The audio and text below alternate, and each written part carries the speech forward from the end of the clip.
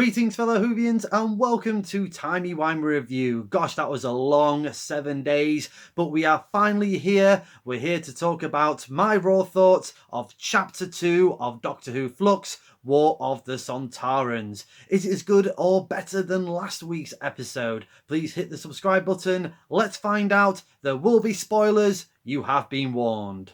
But first, this video is dedicated to actor Clifford Rose, who was in the classic Doctor Who story Warrior's Gate, and TV writing legend Bob Baker, who co-wrote with Dave Martin quite a lot of classic Doctor Who stories, and also co-wrote the Wallace and Gromit shorts, and of course the creator of K9. Both will be very sadly missed. They very sadly passed away over the last couple of days. Hearts go out to friends and family. After that awesome cliffhanger last week, how did the Doctor, Yaz and Dan get out of that one? Well, they just mysteriously appeared in the Crimean War. Very bizarrely. It's a bit of a... I'll allow it for now. I kind of hope that they kind of explain it a little bit more as the episodes go on. But yeah, they just appear and they don't even know why. They remember 1 minute there was having the Flux coming to Earth, and then boom, they're in the Crimean War.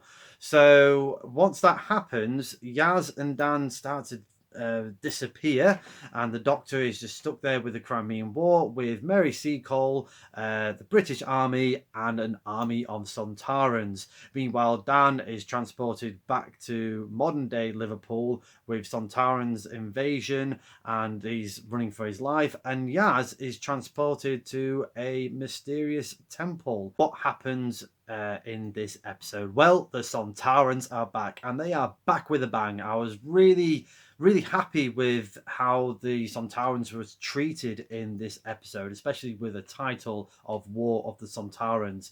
So definitely through the Matt Smith era, they one of the characters was pretty much like a more sort of comedic foil for the Doctor in a sense, still having the Sontaran honour, but a different sort of shade, if you will, for the Sontaran characters. This one, however, these Sontarans were absolutely ruthless. It was great to see Dan Starsky back as the Sontaran, but also having Jonathan Watson as well as the commander, and I really liked his performance as the commander, and I think he was another Sontaran character in this episode.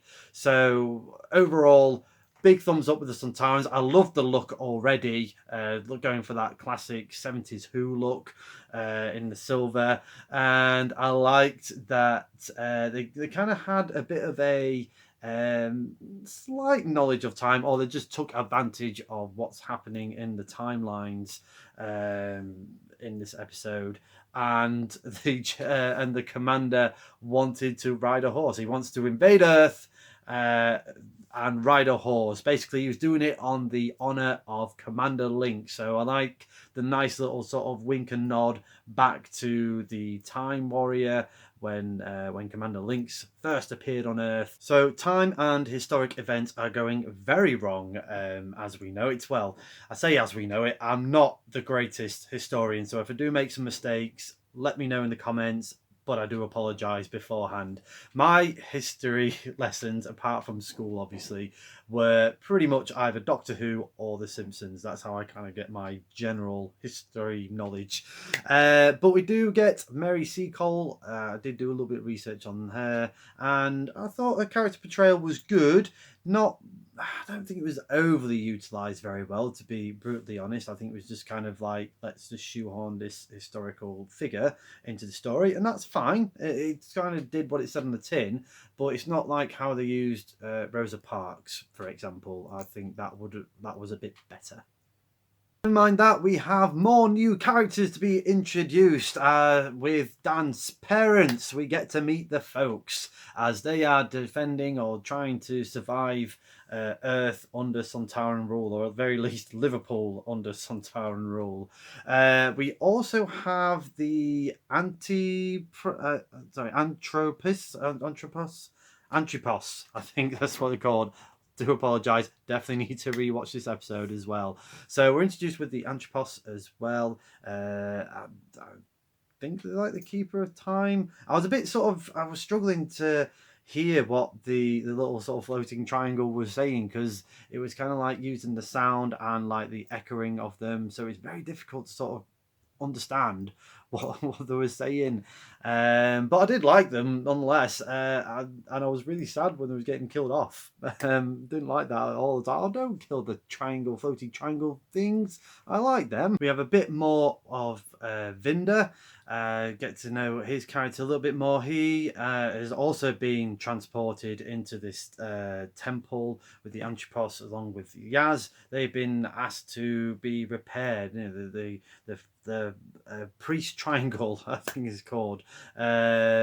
He's been asked to repair the ship, repair whatever it is they're trying to repair. So it's nice to sort of kind of just connecting the dots a little bit more. And was it me, or are we kind of going for a little bit of romantic angle there between Vinder and Yaz? Let me know in the comments. Or is that a big no with all the fan fiction with Yaz and the Doctor?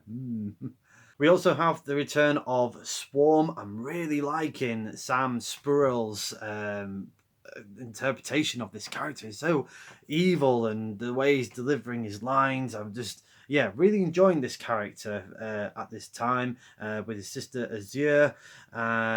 Again, they were the ones that killed the triangles, the triangle priest. I didn't like that at all. I thought, oh god, don't kill the triangle priest or the triangle floaty things. I like them. That was mean.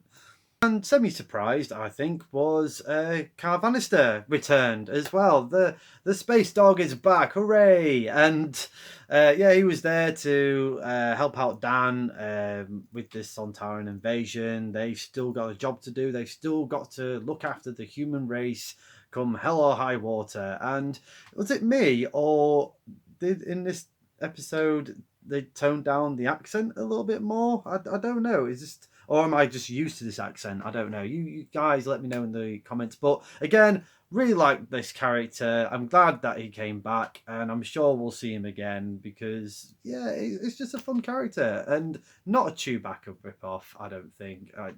Don't remind me of Chewbacca. It just reminded me of my old Yorkshire Terrier. What I did find repetitive, though, was when the Doctor found a way to get the Sontarans off the planet. They were just about to leave, and then General Logan used whatever gunpowder that he had left to blow up the rest of all the Sontaran ship and the Sontaran fleet.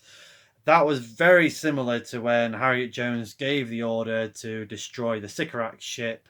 And it didn't quite sit well with me, that one. And especially the line of "men like you" give me, I think something along the line of "men like you give humanity a bad name," basically. And I thought, well, Harriet did it, and she's not a man. So just didn't fly with me, that one. And also, I know they explained that the Sontarans are not the brightest aliens on the galaxy, but when the Doctor was trying to trick one of the Sontaran officers by saying, "I'm not the Doctor, but I can tell you where the Doctor is if you take me to your leader, but I'll use my sonic screwdriver to set your handcuffs free." And I thought, well, surely the Sontaran must know basic, if you've got the sonic device, surely that could be the Doctor. I don't know. Again, just thought it was a bit sort of awkward writing for me.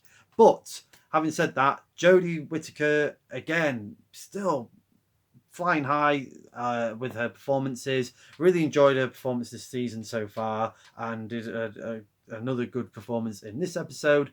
But surely her back must hurt, because she's always bending over. She's always leaning forward into the camera and being told, obviously being told to do that. And God, I was thinking, God, my back's just hurting just thinking, just looking at it. I just want to just stretch and just pull my back a bit. Just stop bending over. Before I forget again, because I did forget about mentioning this in my previous review for Chapter 1, what is going on with the TARDIS? It looks like it's dying. We've had more of this black goo going along in the TARDIS, some more awkward things going off. The TARDIS door disappeared, so the Doctor was definitely stuck and had to sort out the Sontarans during the Crimean War. But the doors started to appear and managed to get across to where Yaz and Vinda were, and then the Swarm.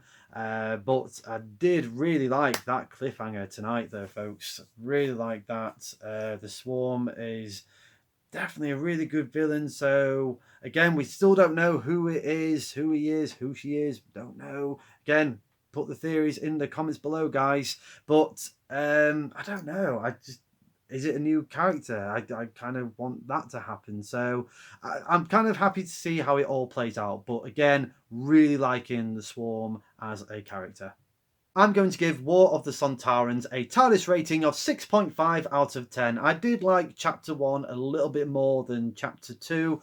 With the stuff that I said earlier about the repetitiveness and some of the dialogue was a bit clunky and all in terms of execution. I did feel that Mary Seacole was a little bit wasted as a historical figure. It just didn't quite do it with me. It just kind of let's just tie those knots together, which is fine, but just I wasn't wowed by it. But still had a lot of fun, great entertainment in tonight's episode. There's still a lot of positives coming out of this. I like Jodie's performance. I think that's been improving week to week. There's still definitely time or more room for improvement. I like Yaz's character this season. I think she's got a bit of an upgrade, really. And Dan as well. I think he's doing all right. He's had a bit more sort of humour about him this time. Playing into John Bishop's obvious strengths there. But it didn't outstay welcome. It wasn't that bad, and I liked his interactions with Calvinister.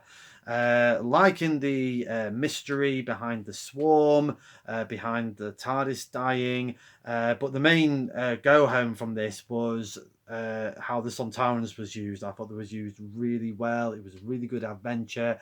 It's good to see them back in the ruthless ways. I liked the winks and nods from past Doctor Who, really, with links and the Shadow Proclamation. So we had, just sort of like little winks and nods, not only to classic Who, but obviously modern Who, because we're getting to a point where a generation hasn't probably watched any Doctor Who. So if they're coming in fresh, you kind of got little sort of starting points or jumping points for people to rewatch some classic Doctor Who. Production values are at an all-time high. I've never seen Doctor Who look so brilliant and so gorgeous to see on screen in terms of special effects and just costumes and everything that goes with it. It's definitely at its best. And they used their get out of jail free card already, really, with how they got out of last week's cliffhanger. But really love these cliffhangers at the moment. Really like tonight's cliffhanger. Can't wait to see what happens in Chapter 3. We've got the returning Cybermen next week. We've got a glimpse of a Weeping Angel. So that's got to lead into Chapter 4 of Village of the Angels, surely. Again, loving Jodie, loving the cast. Roll on next week, next Sunday. Let me know in the comments below your thoughts on Chapter 2, War of the Sontarans. Did you enjoy this episode more than Chapter 1? And also, what's your theories behind the Swarm? What's happening with the planet Time and the priests and the TARDIS dying? Let me know everything in those comments. Next time on Timey Wimey Review, in honour of BBC Children in Need, I will be reviewing the charity special Dimensions in Time. That's coming out this Thursday on the Timey Wimey Review YouTube channel. Until then, thank you very much for watching this video. I hope you've enjoyed this review. Please like the video, share the video and subscribe to the channel. And as a good doctor once said, you want to give it a go with me?